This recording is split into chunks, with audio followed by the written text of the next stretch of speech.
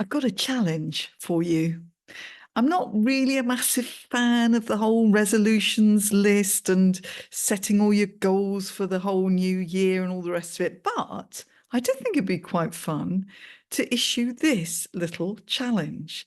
And I'm calling it, and just bear with me on this, I'm calling it the 2025 Green Eggs and Ham Challenge. Are you up for it? You need to know what it is, don't you? So keep listening. Welcome to the first slightly refreshed episode of Self-Belief Unsquashed of 2025. And part of me is thinking, do I carry on doing this podcast? And the other part is saying, yes, but you need the mojo to do it. So just sparkle it up a little bit. And that's what I'm doing. So see how you feel about this short and sweet episode of Self-Belief Unsquashed. This challenge is very, very simple. It is about doing something that is slightly scary. This is not a new idea. I think it was Eleanor Roosevelt who suggested do one thing every day that scares you. However, I'm making it a load simpler than that because I'm saying do one thing this year that scares you. The point being that you really don't know that you're not going to be able to do something, that you're not going to like something.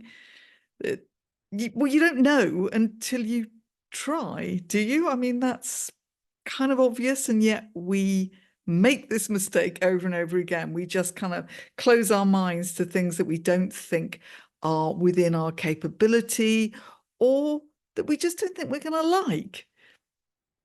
Now, I'm not saying you've got to go out and do lots of things that you really, really clearly are not going to like. I'm just saying, are you sure you're not going to like it? So I was inspired to name this challenge, rather unusually, the Green Eggs and Ham Challenge, after Dr. Seuss. Now, in my childhood, The Cat in the Hat was a fairly well-read, and I think it was on television as well, story. But also Dr. Seuss did loads of other children's stories. I say children's, they were a little bit wacky, actually, and the illustrations were quite spooky at times, but very, very interesting in terms of some of the life lessons that are held within these crazy, eccentric stories of cats and other furry animals. I might not have actually spotted this life lesson when I read his stories as a kid, but I definitely spotted it when I reread it recently. And let me just take you into this story, which is called Green Eggs and Ham, written by Dr. Seuss. So when Sam I Am, that's the name of one of the characters, furry thing, offers Guy Am I, another furry character, a plate of green eggs and ham, the response is an unequivocal no. Guy Am I says no. He turns up his furry nose and raises his paw in firm rejection. I do not like them, he says to Sam Am I. I do not like green eggs and ham. That's it. End of. Nothing you can do is going to persuade me to eat any of those green eggs and ham, he's basically saying. At which point, Sam, this little furry character who's very energetic, goes into a load of different options to try and persuade Guy to eat this strange food that he's never tried before. You know, you could do it here, there, you could do it with these people, with those people, underwater, on a hill, you name it. He gives all these, and of course it all rhymes because it's Dr. Seuss and it's brilliant. And every time the reply is, no, no, no, I do not like them. And eventually, Guy just is absolutely blitzed by this constant nagging from Sam. And a little bit like we give in to maybe a toddler, even when we shouldn't perhaps, who is just going, please, please, please, please, please, can I, can I, can I? guy decides to relent and says, oh, for goodness sakes, okay, I'll give it a go. I think you can almost guess what happens next. He loves it. He absolutely loves this strange green food.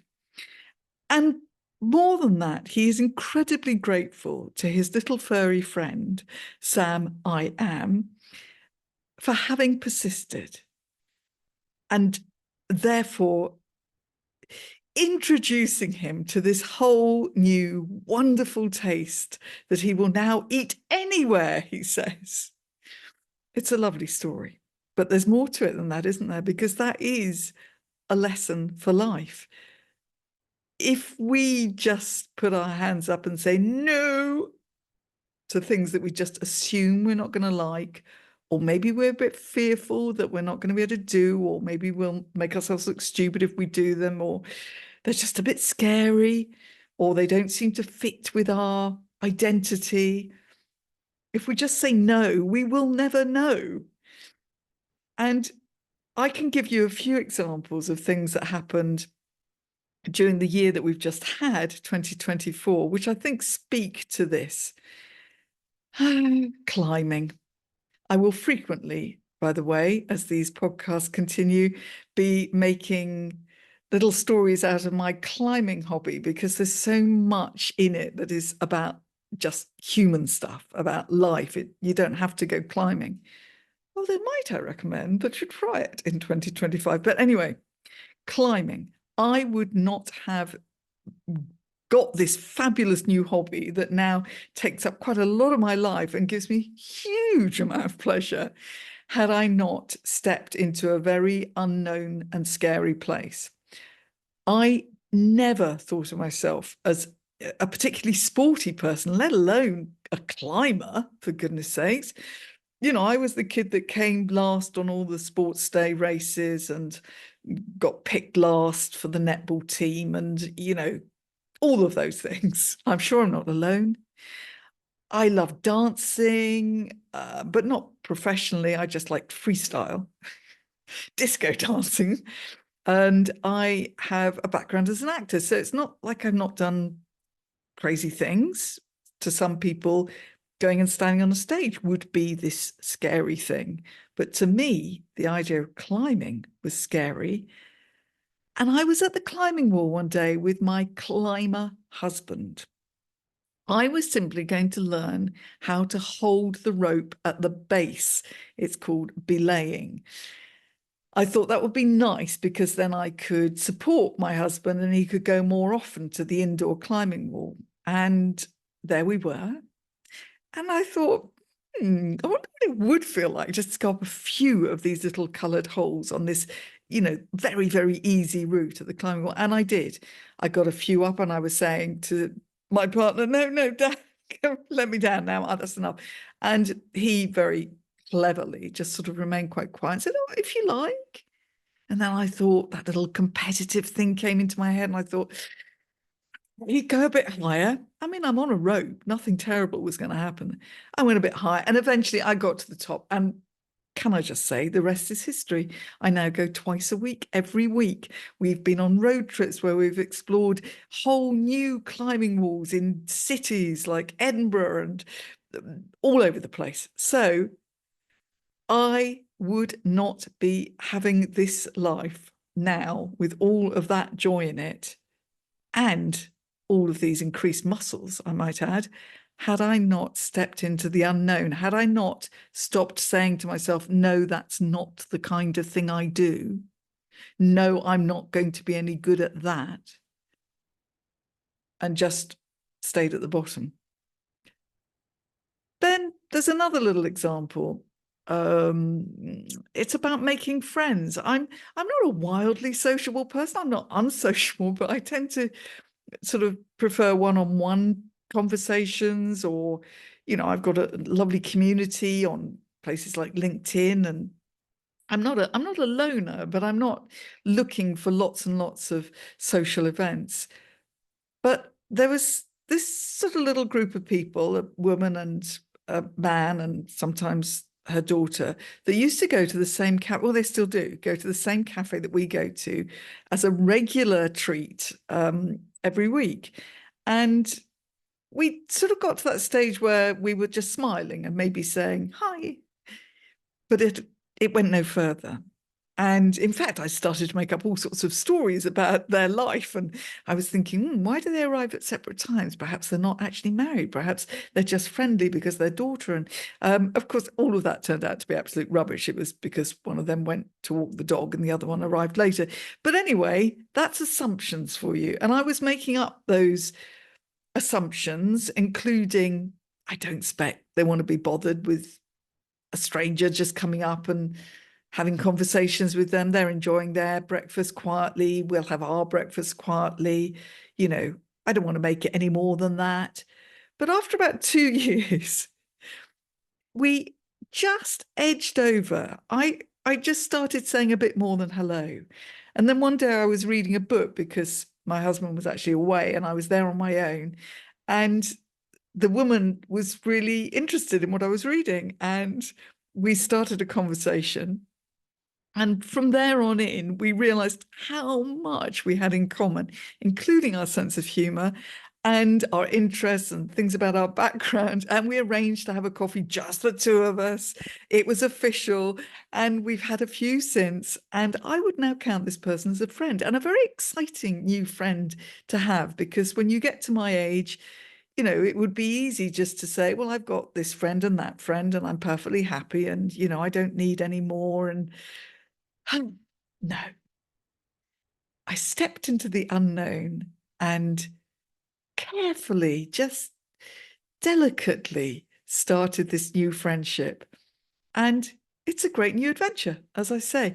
I could go on with many other stories like this, but the point remains, you don't know until you try. There are 1,000 quotes on this topic.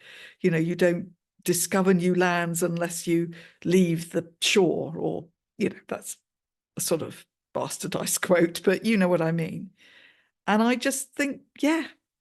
And I'm in my late 60s, and I don't intend to stop putting these little unknowns into my world and making them known.